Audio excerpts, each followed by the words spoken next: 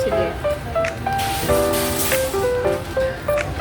Ayan, 1K grocery challenge tayo mga mare. So, bibili tayo ngayon ng mga gulay, ulam, and pagkakasyahin natin yung 1,000. So, syempre, 2025 na, kailangan natin simulan tong taon na to na mas maayos ang ating pagbabudget. Bilang nanay, ang hirap-hirap mag-budget. So, ayan, pipili tayo ng mga gulay dito na masusustansya and yet mura lang and reasonable price naman. So, makikita nyo yung kinukuha ko dyan, ang napapabalita natin dito na kamatis na sobrang mahal. So, pipili tayo dito ng medyo okay kasi wala naman tayong magagawa kung talagang nagmahal ang gulay at nagmahal yung kamatis, pero kailangan natin to kasi this is one of those nutritious food na kailangan ng family natin. So ayan, ikot-ikot tayo, tingin-tingin tayo ng mga bagay-bagay ng mga bibili natin. So yan, ako dito tayo sa may mga bawang, which is also napakamahal sa mga panahong ito, ang bawang. At medyo nahihirapan talaga ako dito sa kakapili ng bawang na to kasi sobra talaga ang kanyang pagkamahal.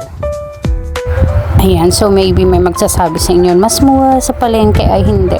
Hindi ako naniniwala na mas mura sa palengke. Almost same lang. Kasi na-test ko na yon. Nagawa na ako ng experiment na kung papaano magpresyo ang palengke at saka ang mga supermarkets, almost same lang. So mas convenient din ako dito sa supermarket kasi bukod sa mas malinis at nakikita ko din naman na reasonable din yung price. Hindi ako maarte, pero ganun talaga. Kailangan natin pumili kung anong gusto natin sa buhay.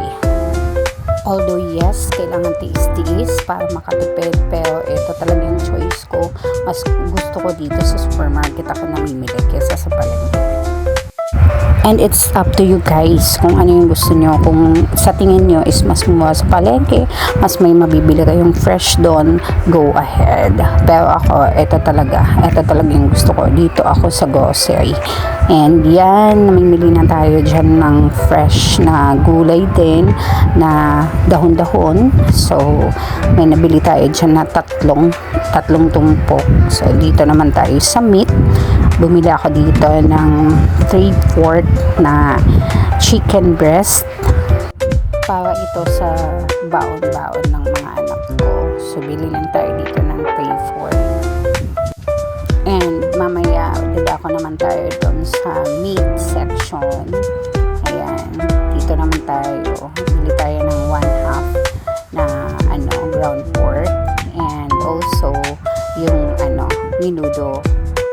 minudo cutted tsaka isang frozen para sa baon pa din. And dako naman tayo dito sa mga condiments. At ayan, bumili lang ako ng mga dalawang condiments lang, paminta at saka yung chicken powder. So ayan na, dadako na tayo dun sa sa ating pagbabayad. Yes, ang haba ng pila. Papagtiisan natin to. Wala. Mag-aaral po ba kayo din tayo? Oo, sige. Lumampas tayo ng almost 197. So, 1,197. Ito yung pamalengke ko dito na supposedly ang budget natin is 1,000 lang. Pero carry na yun. Marami naman ako nabili. Tapos part pala ng sukli nila sa akin is yung bagong 50. Nakaka-amaze naman tong bagong 50. Tingnan nyo. Hayop na yung niya dito. Hindi niya siya tao. Ayan diba? Tapos may butas siya dito. Katulad na siya ng ng pera ng ibang bansa. May mga butas-butas. Ayan, uwi na tayo. Kung nakulangan kayo dun sa vlog ko, kulangan comment nyo na lang ako. Ayan. Also, tell me kung saan ang location nyo para mabati ko naman kayo. That's it for So, yun mga mare, uwi na tayo. Thank you for watching.